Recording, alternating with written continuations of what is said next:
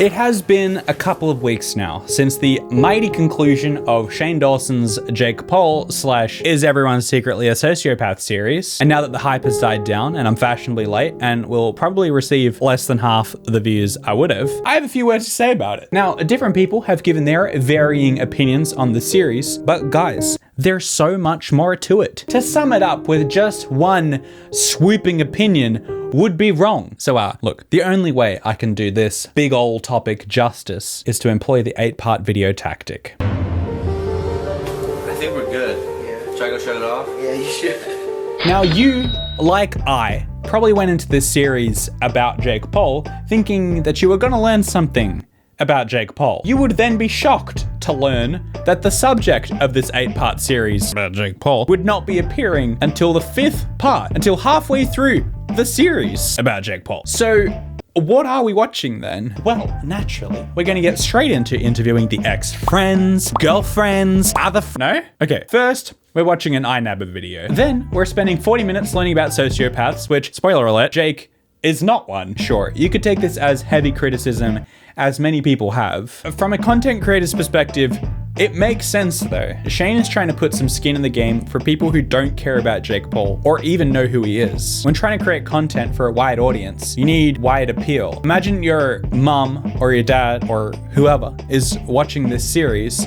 They likely have no idea who Jake Paul is, so why would they be interested? If we introduce the idea that maybe we're getting to the bottom of a real-life sociopath, figuring out what he's like, what does he think about, getting in his mind, maybe you don't care if you know who it is anymore, because you've heard of sociopaths. This could still be interesting. Personally, while the sociopath introduction was way over-dramatized and unexpectedly off topic, it sure was entertaining, and I'd be lying if I said I didn't have my butt planted for 45 minutes watching. This is what I call the candy wrapper. You think you're pretty good. You think people will enjoy your content if they just watch it. So if we get them to watch your content through gentle persuasion, a candy wrapper that may be different to the actual candy inside, they may end up enjoying the candy that they wouldn't have picked had the wrapper been true. Sure, you could call this clickbait, but the content is at the very least related to the wrapper, unlike bad clickbait. So, would I have watched a Shane Dawson video about sociopaths? No, he wrapped it up as some pretense to his series about Jake Paul though, and so I watched it and I enjoyed it. Many people have pointed out though that the demonizing of sociopaths was very much over the top, and I do agree. What's interesting here is that Shane Dawson was kind of working on this project as he released it, part by part. There's videos about this and how hard this must have been for him, shifting and swaying to the audience as well. Following Shane on Twitter makes this a lot more obvious and shows just how much the audience was affecting him. The videos then started to take a tonal shift, and they did start to be far less about sociopaths and more about Jake Paul. We got some interviews with the man whose collar stay poppin', among other people. Personally, this is where it started to get interesting. This is what we all signed up for, and I think it's safe to say no one was disappointed at this point. We all expect some build-up, and if the build-up involves interviewing past people from his life, that makes perfect sense. Sure, JP himself is not on the screen yet, but we are getting that juicy tea, and boy, I just got chills. But that's all I have to say about this. It's all good. We're moving on. I'm never gonna be as cool as him. Now, historically, I wasn't ever much of a Shane Dawson guy. If we're talking OGs, I was more of a live, lava, live, waste time chasing cars kind of guy. And if you can't see the influence those two have had on my channel, then... But Shane Dawson, the mythical man who continuously reinvents himself, has not only begun to revolutionize YouTube content, but he has also, ultimately, won me over. He knows how to make great content and keep people interested for a long time, which is a tough thing to do as a YouTuber without any TV production crew and an unlimited budget. His relationships and his neutral stance in the YouTube political world allows him to be a trusted figure that anyone can get along with. And that's what I think has made his recent series not only possible, but also so successful. Approaching one of the internet's most hated brothers, and in the end, calling him family, while maintaining his original fan bases and the internet's respect, is a superpower. It surely takes its toll on Shane. And let's be real, it would on anyone. But this kind of thing is only possible because of how Shane is Shane. He's neutral, yet empathetic, which is a hard mix as a human. I'm Erica Costello. Erica is great, okay? Like, watching this series, that much is obvious. It doesn't really matter how much you dislike Jake. Erica is a Savage. By association, you might decide that you don't like Erica, and I guess I've never watched any of her videos, but I think we can just agree that as a person, she gets a medal. From Jake's perspective, it makes perfect sense. She's exactly what he needs. From her perspective, maybe she likes a project? I don't know. But that's all I really have to say about Erica. I think it's important that we remove her from any hatred towards Jake. Well, now here's me editing this, and of course, this video is already outdated. Apparently, Jake and Erica have broken up. I don't know the details. I see that Jake has made a 30-minute documentary where he's claiming to be innovating the game by doing a video in the same style as what Shane did, which, funnily enough, is what I talk about later in this video. But just a disclaimer, they've broken up. I have no idea the details. I don't really care, but there is that information. If that is interesting to you, maybe that changes what I just said. Maybe there's some deep, dark secrets about Erica. I don't know. But that's the last we talk about Erica in this video anyway, so... Part 5 of the series, Jake Paul shows up, as he does in this video. And this is where it gets juicy. Honestly, I think Shane said it best. After watching this, it just makes sense. You may not decide you like him, you may still think he's an idiot, but it makes sense. His upbringing, what he's copped, his older brother, his age, it just makes sense.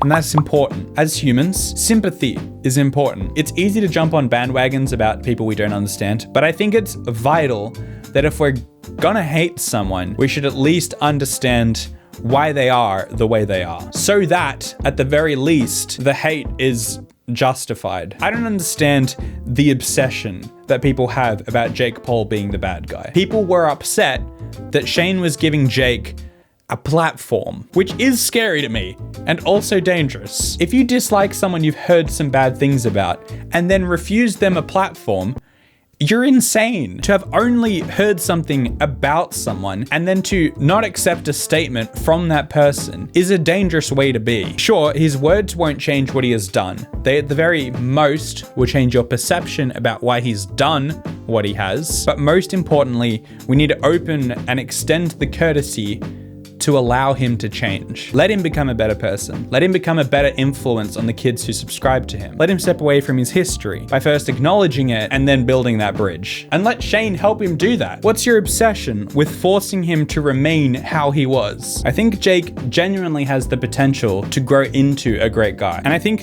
this has really helped give that opportunity by first acknowledging the reasons people hate him and then providing the means to move on from it.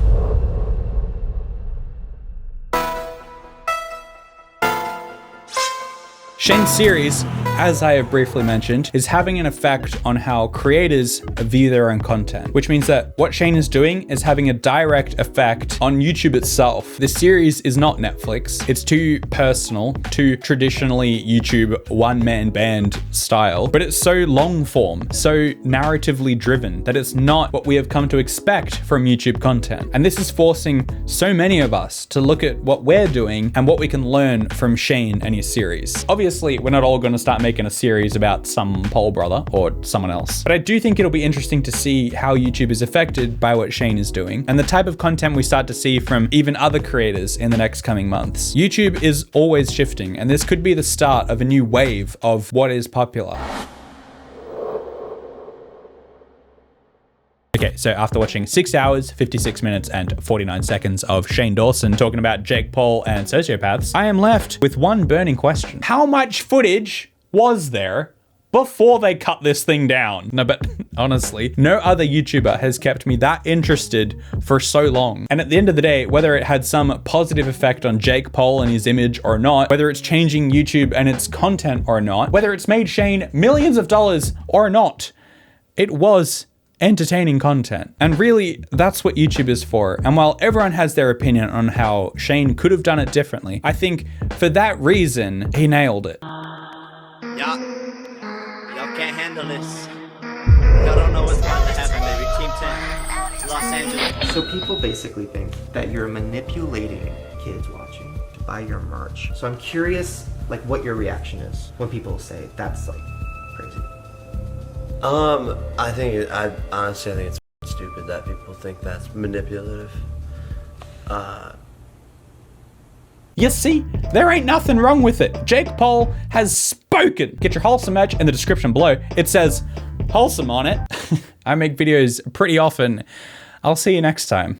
And a quick thank you to L Nix in the Night over on Twitter for retweeting my last video. This is the thing I'm doing now. So go retweet this video over on Twitter. I copied this idea from David Dobrik, you know.